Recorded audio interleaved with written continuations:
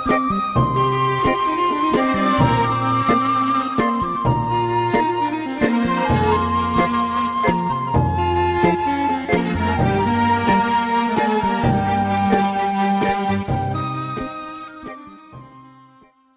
الله الرحمن الرحيم وبناوي خوای بەخشندە و مێرەباز سڵاتان لە بێبینەران و بیسەرانی کەناڵی ئاسمانی پەیام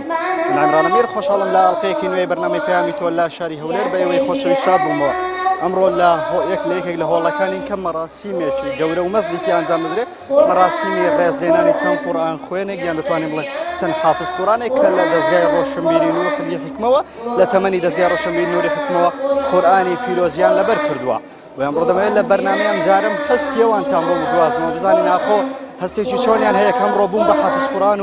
و خەڵاتی ڕێزلێنانیان پێبەخشەوە. دەمەوێت بپرسم ئاخۆ بزانین ئەو میکانیزمانە چۆنن کەوان توانیویانە قورئانی پێ لەبەر بکەن و چۆن توانیویانە لە ماوەیەکی مدەیەکی کەما قورئان لەبەر بکەنەوە. ئەو مدە دەپرسیم بزانین ئاخۆ تا چەند ئەوان بە قورئانەوە خەریک بوون و ڕۆژانە کاتیان چۆن بۆ قورئاندانەوە. ئێوە بینەر و بیسەرمان بن ڕاو سەرنجی ئەو لەبەرکەرانەی قورئانە بۆ ئێوە دەگوازینەوە.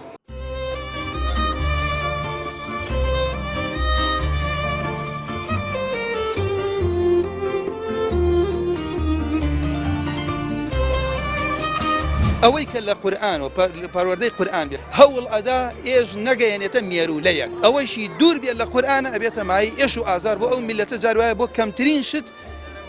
ڕوحێک لە دەست هەر کەسێک لێ بەختەوەری دنیا قیامەت ببا لە خزمەت قورئاندا بێت. طبعا قورئان خۆشبەختیە. ئەهلی قورئان ئەوەی کە قورئانی لەبەرکردن نەوەکو هەر لە ژیانی بەڵکو لە مردنیشی و لە زیندیبوونەوەشی جیاوازە لە خەڵکەچی دی. ڕوو لە قورئان بە فێربوون بە لەبەرکردن بەکار پێکردن لەبەرەوەی مایەی بەختەوەری دنیا و قیامەتیانە. تۆیەکی گەنج خۆشحاڵم کە دەبینم ئێستا قورئانی پیرۆزە لەبەر کردووە. ئەم میکانیزمانە چۆن بوو کە تۆ قورئانە لەبەر کرد، ڕۆژانەت خوێن، مانگانەت خوێن، نزیک چەند ساڵە خەریکی لەبەرکردنی قورئانی پیرۆزی؟ سەرەتا سوپاسان دەکەم، وەڵاهی تقریباً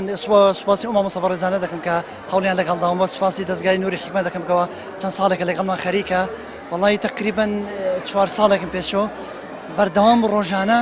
لەگەڵ قورئانەکە خەریک بووم. چەندێک دەخوێن ڕۆژانە؟ وەڵا ڕۆژانە تقریباً نیو لاپەڕێک بۆ لاپەڕێکم لەبەر دەکەت. تۆ لە چ لقەیەکی دەستگای حکمەی؟ لقی حاجەوە. لە لقی حاجەوە. تۆ ڕۆژانە نیو لاپەڕ واتە چەند ئاەت نزیک؟ تقریباً 5 ئاەتێکم لەبەر دەکەت بەردەوام 4 ساڵ بەڕێ. ئەی چۆن مڕاجعەی ئەوانەی پێشووتر دەکردەوە ڕۆژانە و یانەوە مانگانە جوزئانە؟ تقریباً ماوەیەکی پێ تا جوزەکەم لەبەر دەکەت جا 2 ڕۆژ 3 ڕۆژ جوەکەم بە دیسان مڕاجعە دەکردەوە. اینجار دەچم بۆ لای مامۆستایەکی تر دەمگوت گوێم لێ بگرە. بەو شازە مڕاجعەم دەکردەوە. هەستێکی چۆنە هەیە کە خەڵاتی ڕێزلێنانت لە نێوە هەموو خەڵکە پێبەخشرا بۆی کە تۆ کتێبێکی خوایت لەبەر کردووە؟ وەڵا سوپاسی خوای پەروەردگار دەکەم، بەڕاستی هەستێکم هەیە، بەڕاستی چۆن دەڵی باس ناکرێ. ئەوەندە هەستێکی خۆشەوە داوا لە هەموو گەنجە بەڕێزانە دەکەم، داوا لە گەنجانی کوردستان دەکەم کەوا کەسێک دەهێوێ بەختەوەر بێ، هەر کێ دەهێوێ بەختەوەر بێ با لە خزمەت قورئاندا بێ. هەر کەسێک دەهێوێ بەختەوەر با لە خزمەت قورئاندا بێ. لە دوای قورئان هەمووی کاو باە بەڕاستی. هەر کەسێک دەهێوێ بەختەوەری دنیا قیامەت ببا لە خزمەت قورئاندا بێ. بەڕاستی من خۆم زۆر بەختەوەر دەبینم کەوا توانیمە قورئان بە ماوەی 4 ساڵ لەبەر بکەم.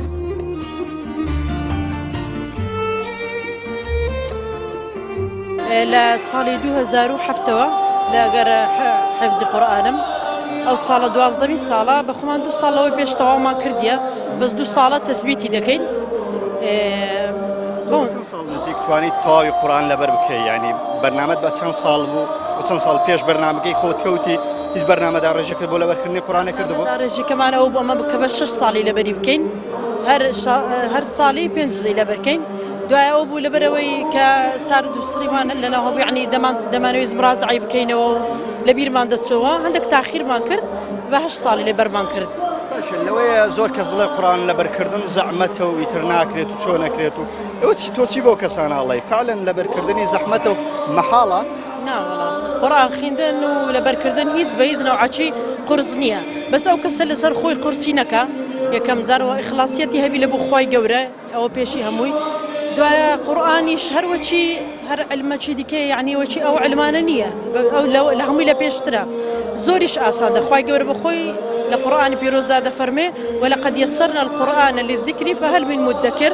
خوای گەورە ئەو قورئانەی زۆر بە ئاساندی دایبەزاندیە و هەمووی تێگەیشتنە، ئەگەر تێگەیشتی دەزانی لەبەریشی بکەیت. چی بەو کەسانە دەڵێ کە تۆی خۆشگە بین و لەوانەیە بەشە لە خوشکان بتبینن تا ئێستا هەوڵیان نەداوە، چیان پێڵێیت و هەستی خۆتم پێ بڵێ لە ئێستا هەستێکی چۆنەیە کە ڕێزلێنانێک کە پێبەخشرا بۆی کە تەواوی قورئانە لەبەرە؟ والله ئەمن ئێستا هەستێکی زۆر خۆشم هەیە بێجگەلەوەی کە ئیشاءالله ئەگەر خوای رەب العالەمین وەرمان بگریتن ئەوە ڕێزلێنانی قیامەتی لە ئێستا زۆر گەورەترەوە پێشیان دەڵێم نەسیحەتیان دەکەم ئەوەی کە لە قورئانی دوورە خوای ژیانی زۆر تاریکە ژیانی زۆر ناخۆشە ژیانی زۆر قورسە ژیان بەڕێوە ناچێ بەبێ ئەو قورئانە چونکە ئەوە بەرنامەی ژیانتە بەڕێوە دەبا فێرت دەکا هەتا دەستم لە قورئانی نەدابوو یعنی بەڕاستی هیچ شتێکم لە دەزانی سرم لە هیچ شتێکی دنیای دەرنەدەچوو بەسکوب لێ ئەو قورئانە وردە فێری کردم لە حەقی منداڵی لە حەقی پیاوی لە حەقی ماڵی لە حەقی جیران و خزم و کەسی ئەو قورئانە فێری کردم بەڕاستی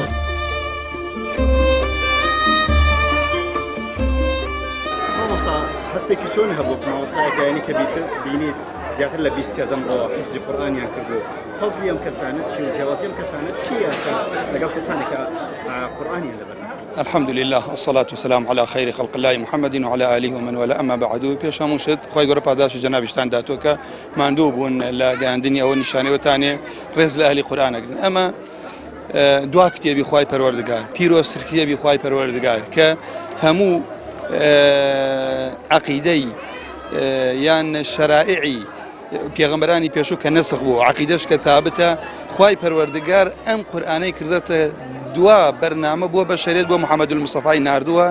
پیرۆستنی کتێبی خوای گەورەی خۆی لە وەصفی فەرمی اليوم أكملت لكم دينكم وأتممت عليكم نعمتي ورضيت لكم الإسلام دينا خوای پەروەردگار عەزەوجەل بە نیعمەت باسیەکە و ڕازیش نابێت لە کەس بەم بەرنامە نەبێ خوای پەروەردگار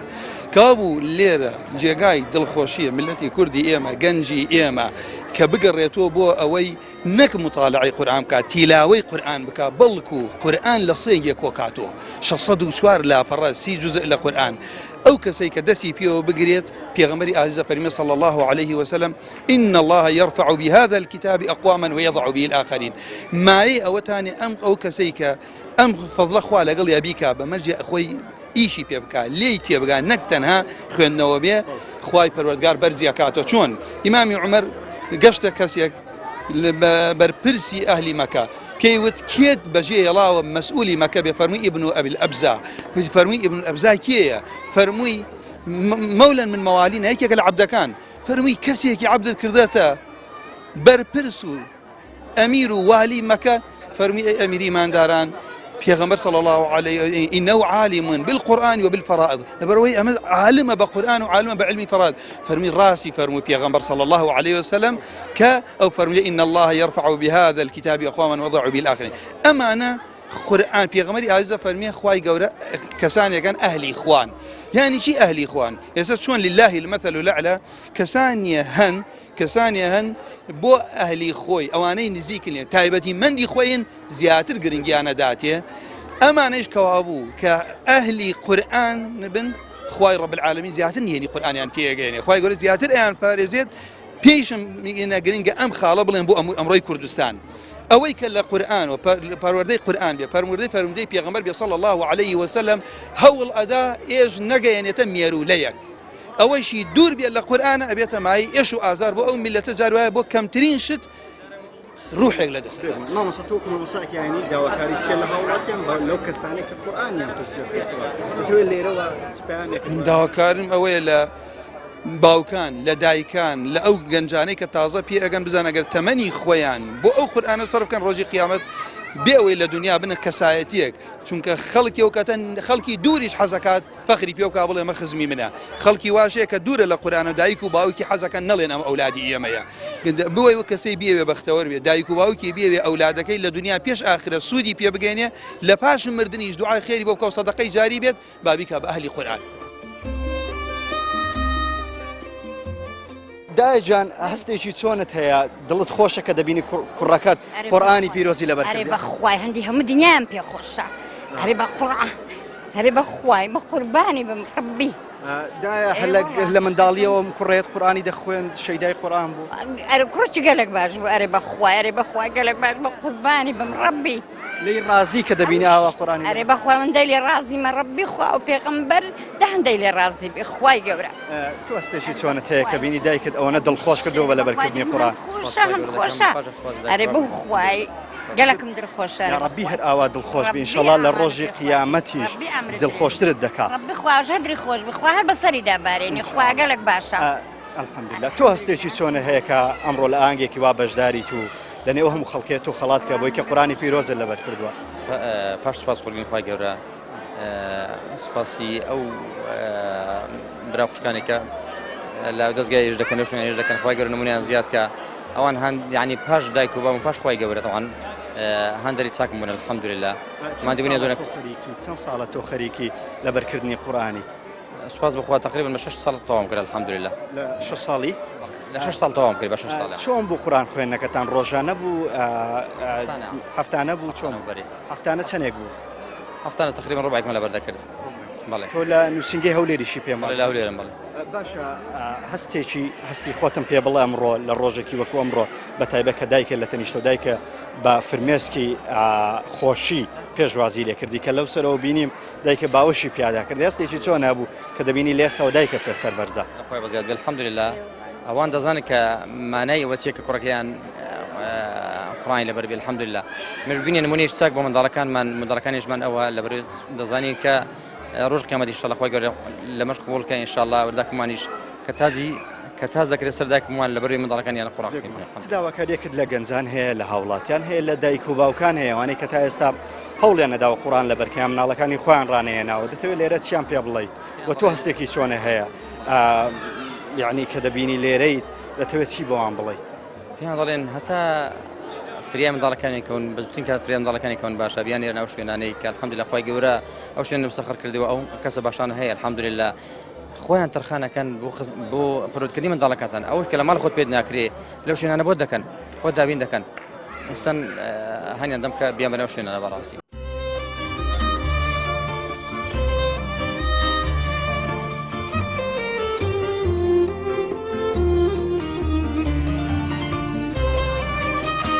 ئەوەی کە لە قورآن و پەروەردەی قورآن بێت هەوڵ ئەدا ئێژ نەگەیەنێتە مێرولەیەک ئەوەیشی دوور بێت لە قورآنە ئەبێتە مای ئێش و ئازار بۆ ئەو میلەتە جاروایە بۆ کەمترین شت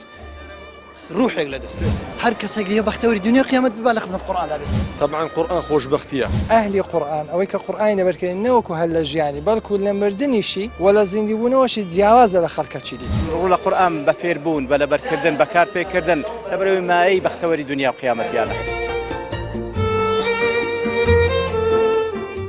بەڵێ لەسەر تادا بەخێر بێن دەستخۆشتان لێ دەکەم دیارە وەکو لە وتەکەش ئاماژەمان پێدا ئێمە 28 کتابی قورآن لەبەر بوو کەوا داخل لەو اختیبارە بوون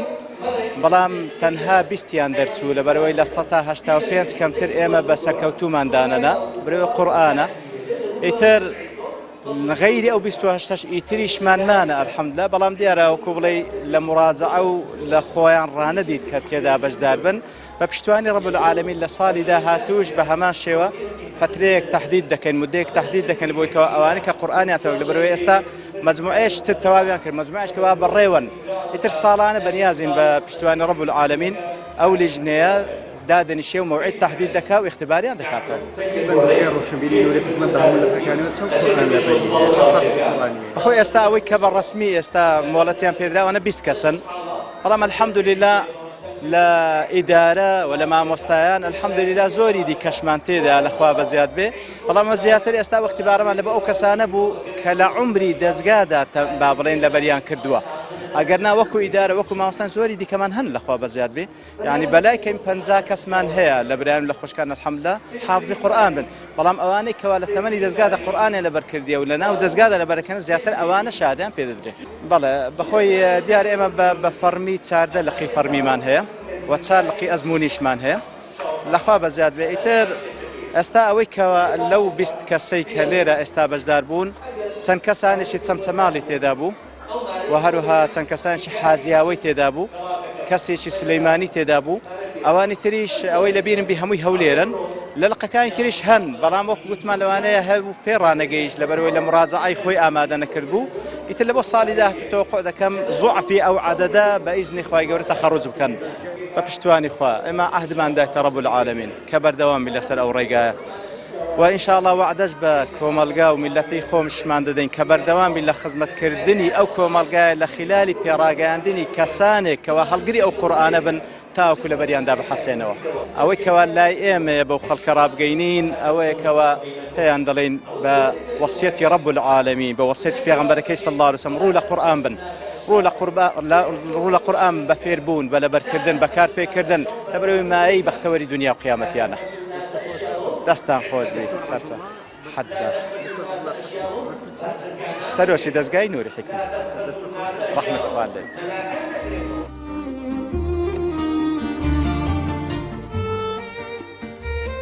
چەندێکە تۆ خەریکی خوێندن و لەبەرکردنی قورئانی چەند ساڵە تقریبان تۆ لە 9 ساڵی لەبەرکرد بەرنامەدا ڕێژەکە و چۆن بوو ڕۆژانە لەبەر دەکرد یاخود مانگانە لەبەر دەکرد سەرەتا چیت لەبەرە کرد سەرەتا لە جزئی عەمە و تەبارەک دەستم پێ کرد دواتر لە سوورەتی بەقەرەوە دەستم پێ کرد تا ئاخیری ڕۆژانە بوو خوێندنم یعنی هەفتەی ڕووبعکم لەبەر دەکرد ئێستا هەستێکی چۆن هەیە کە خەڵاتیەوەت پێ بەخشراوە کە قورئان خوێنێک زۆر خۆش ئینشاڵڵا کە خوا لێمان قەبوڵ بکە زۆر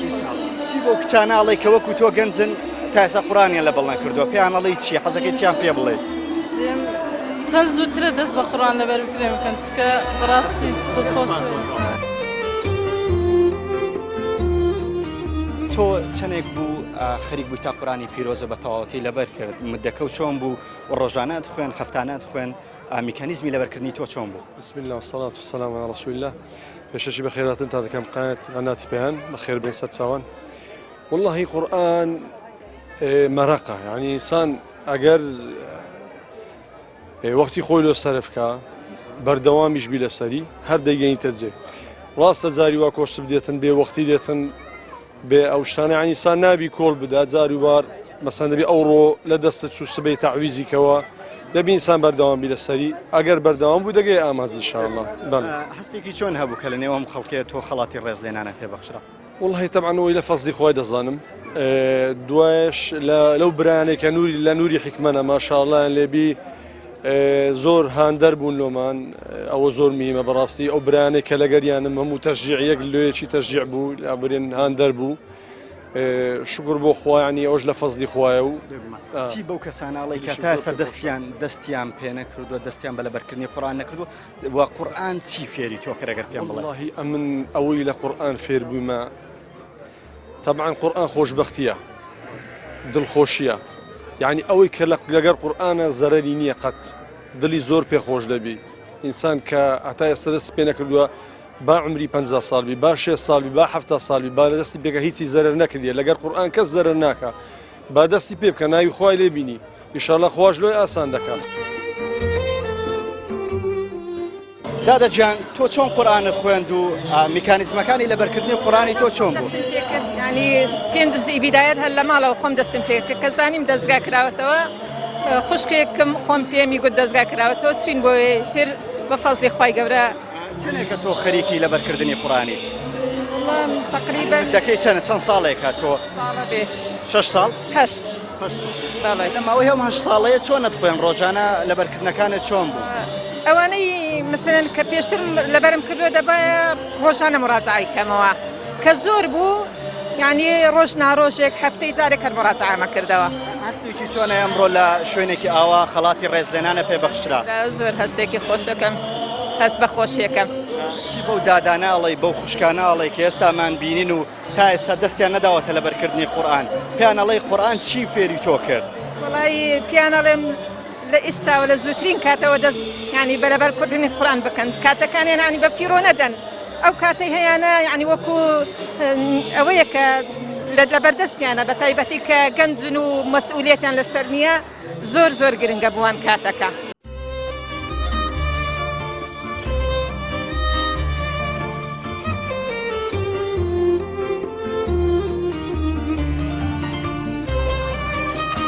ئەوەی کە لە قورئان و پەروەردەی قورئان بێت هەوڵ ئەدا ئێژ نەگەیەنێتە مێرولەیەک ئەوەشی دوور بێت لە قورئانە ئەبێتە مای ئێش و ئازار بۆ ئەو میلەتە جاروایە بۆ کەمترین شت ڕوحێک لە دەست هەر کەسێک لێ بەختەوەری دنیا قیامەت ببا لە خزمەت قورئان دابێت. طبعا قورآن خۆشبەختیە. ئەهلی قورئان ئەوەی کە قورئانی لەبەرکردن نەوەکو هەر لە ژیانی بەڵکو لە مردنیشی و لە زیندیبوونەوەشی جیاوازە لە خەڵکەچی دی. ڕوو لە قورئان بە فێربوون بە لەبەرکردن بەکار پێکردن لەبەرەوەی مایەی بەختەوەری دنیا و قیامەتیانە. مامۆستا تۆ چۆن قورئانە لەبەرکرد ڕۆژانە خەریک بوو یان بە هەفتانە بوو و چەند ساڵە تقریبان خەریکی لەبەرکردنی قورئانی؟ بەخۆی بە 9 ساڵ لەبەرم کرد بەس ئامۆژگارم لە خۆم ئەوەلی لە خەڵکی قورئان لەبەرکەن بە تەدەبڕەوە و بە تەفسیرەوەش. تەدەبوڕ مەبەستە لە چی ئەگەر بینەران بۆ رامان يعني ليه فكرك إلى آية كان وتفسير بتفسير كان لبركن قد برنامج كشم كده ريشتبوم لحفتي كده جرام ومالي أو روج إسراء حدهم لوس بيني دستن في ذكر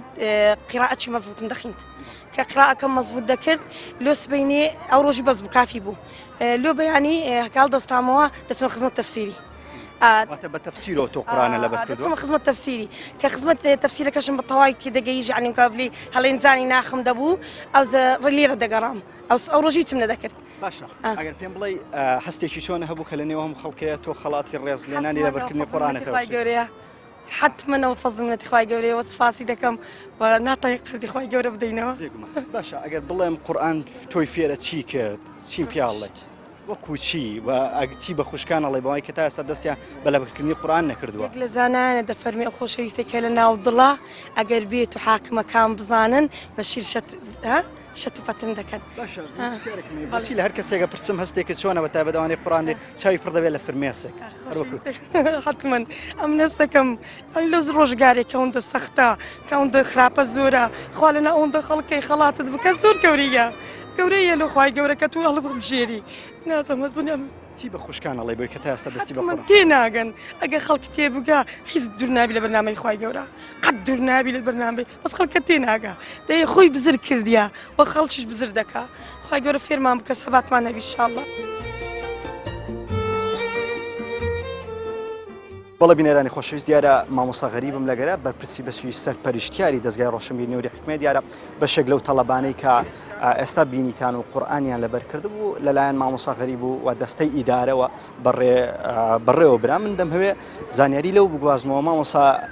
ئێوە میکانیزمەکانتان چییە بۆی کە کەسێک قورئان لەبەر بکە ڕۆژانە لەگەڵی خەریکە بن هەفتانەیە وانەکانی ئێوە چۆن ئەگەر هەندێک زانیاریمان بیتە لەسەرم باسە.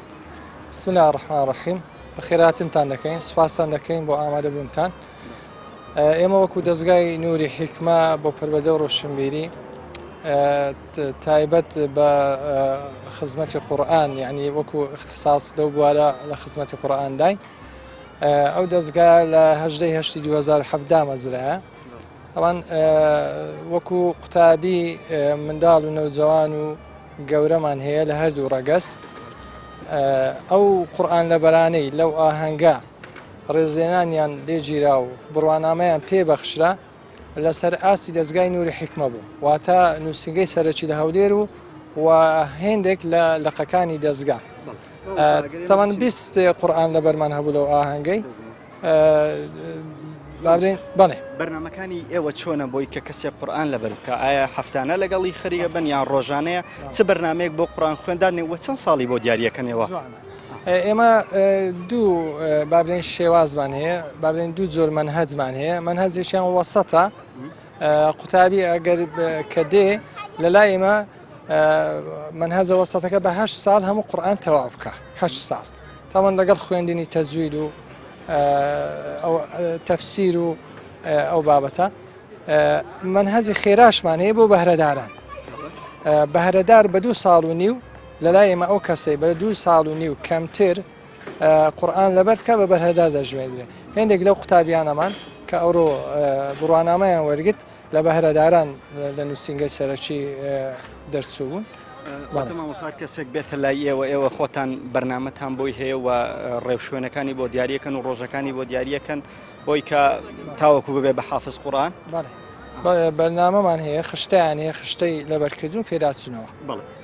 فەزلی ئەو کەسە چییە کە قورئانی پیرۆز لەبەر دەکات یان ژیانی خۆی بەشێک بۆ قورئانێک لای دەکاتەوە؟ وەڵای فەزلی ئەو کەسێکە قورئان لەبەر دەکا و کاری پێ دەکا خوای گەورە لە قورئان لە چەندان ئاەت لەبارەیانەوە قسەی فەرمووە و پێغەمبەری خۆشەویستمان صلی الله عليه وسلم بە هەمان شێوە فرموودەی شیرینی زۆرن لەو بارەیەوە و هانمان دەدا بەڕاستی کە ئەمە بەردەوام لە خزمەت قورئان دابین. یەک لەو فرموودانە کە پێغەمبەر صلی الله عليه وسلم دەفەرمیتن إن لله أهلين من الناس قيل من هم يا رسول الله قال أهل القرآن أهل الله وخاصته. يعني ئەوانەی کە ئەهلی قورئانن لەبەری دەکەن و کاری پێ دەکەن ئەهلی تایبەتی خوای گەورەن. ئەوجا فرموودە زۆرن بەڕاستی لەو بارەیەوە و هەروەها فرموودەیەش تر کە بەڕاستی پێم خۆشە ئاماژەی پێ بکەم لە جەنجی ئوحود لە غەزای ئوحود مەبەستم لەوەیە کە ئەو فرموودەی بازەوە دەکە ئەهلی قورئان ئەوەی کە قورئانی لەبەرکردن نەوەکو هەر لە ژیانی بەڵکو لە مردنیشی لە کاتی مردنی و لە زیندیبوونەوەشی جیاوازە لە خەڵکەچی دی. پێغەمبەر صلی الله علیه وسلم لە جەنجی ئوحود کە سەحابەکان هەفتان لێ شەهید بوو تەمان لەبەر شەکەتی و ماندوێتی تەمان لەو جەنگە بەڕاستی سەر نەکەوتن لە ڕووە مەیدانیەکەیەوە ئەوە بوو کە هەفتان لێ شەهید و چەندانی تریشیان لێ بریندار بوو گۆڕیان بۆ هەڵکەنین بۆ شەهیدەکان کە لە هەر گۆڕەچی دوودویان سێسێ دایان ناشتن. پێغەمبەر صلی الله علیه وسلم کە جەنازەکانیان لەسەر لێواری گۆڕەکە ڕیز دەکرد بەوەی بیان نێژن دەیفەرموو لەو دوو جەنازەیان لەو سێ جەنازەی کامەیان زیاتر قورئانی لەبەرە. یعنی سبحان الله تەماشا بکە پێغەمبەر صلی الله علیه وسلم لە مردنیش ئەوانەی کە زیاتر لە قورئانیان لەبەر بووە دیارە سەحابەکانیش لەوانە بووینە کە کاریان پێکردیا پێشی خستینە پێشی ئەوی تری خستیە. ئەزە ئەوە مهمە بەڕاستی ئینسان کە ئەهلی قورئان بی دەیەوێت قورئان لەبەر بکە هیچ شتێک بۆ قورئانە نەگۆڕیتەوە بەڕاستی.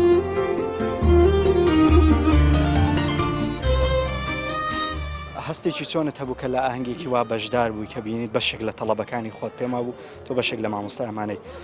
دیتت قورئانی تەواو قورئانی پیرۆزیان لەبەر کردبوو و خەڵاتی ڕێزلێنانیان پێبەخشرا تۆ هەستێکی چۆن هەبوو وەکو مامۆستایە؟ بسم الله الرحمن الرحيم سرتا بخير من ياخذ سرتاو والله ما او هستيك همان بو اورو لم اهنگا دەتوانم بڵێم هیچ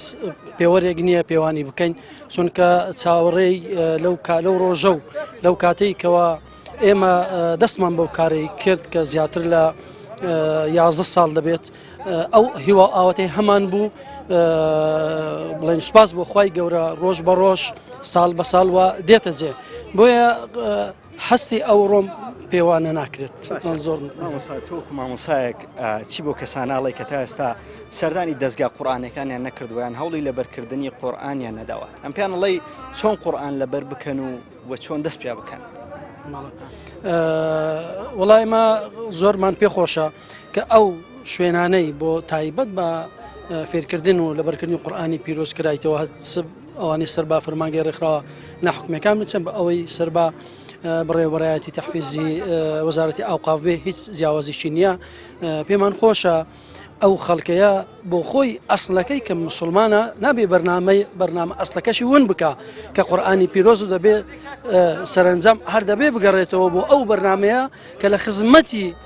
مرۆڤایەتیدایە کەواتە مرۆڤایەتی ئەگە سەرچاوەی ژیانی ون بکە کەواتە ڕێگای ئەسڵیشی لێون دەبێت.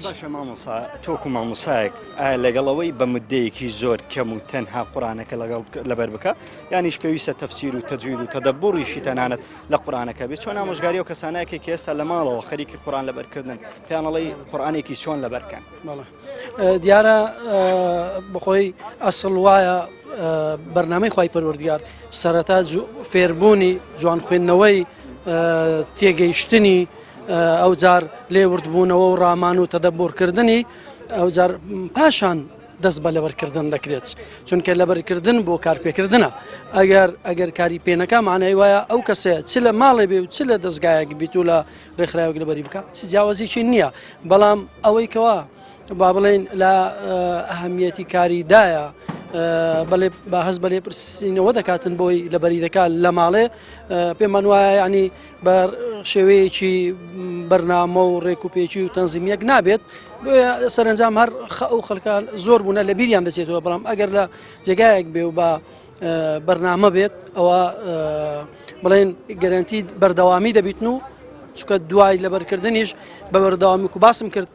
پێش لە بەرکەنج دەبێت کاری پێ بکات بە بەردامی ئەو کەسێ دەبێت خەلکیش فێر بکاتەوە خەلکیش تەجێ بەهێ بۆی کەوا لە بەری کاتەوە. بەڵێ بینەران و بیسەرانی خۆشەویست ئەوەی گوێویستی بوون ڕاوسەرنجی چەند حافزڵێکی قورئانی پیرۆز بوو کە قورئانی پیرۆزیان حەفز کردووە لە هەر کەسێکم دەپرسی بەڕاستی هەستێکی جیاواز و خۆشیان هەبووە ئامۆژگاریان بۆ ئێمە و ئێوە و تەواوی بینەرانی خۆشەویست ئەوە بوو کە بەڕاستی دەست پێ بکەن قورئان لەبەرکردن مەحاڵ نییە ئەوان هیچ کامێکیان کەمتر لە 4 ساڵە خەریکی لەبەرکردنی قورئان نەبوو دیارە ئەوان ئامۆژگاری ئێمەوەیەوە دەکەنەوەی کە